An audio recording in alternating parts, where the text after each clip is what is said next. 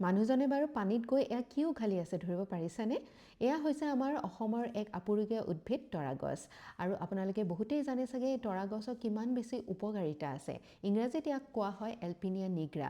আমাৰ অসমৰ লগতে ওচৰৰ ৰাষ্ট্ৰসমূহ যেনেকৈ ভূটান, চাইনা, থাইলেণ্ড ইত্যাদি বিভিন্নটা খাদ্যত এই তৰা গছৰ পাত আৰু শিপা ব্যৱহাৰ কৰা হয়।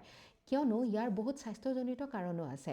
আমাৰ ছালৰ বিভিন্নটা ৰোগ নিৰাময় কৰিবৰ কাৰণে, ছাল জিলিকি উঠিবৰ কাৰণে, আপোনাৰ গ্লোয়িং স্কিনৰ কাৰণে, তাৰ লগতে আমাৰ পেটৰ গেষ্ট্ৰিক, আলচাৰ, জণ্ডিছ ইত্যাদি ভাল কৰিবৰ কাৰণে ইয়াৰ শিপা আৰু ইয়াৰ পাত খুবেই বেছি উপযোগী।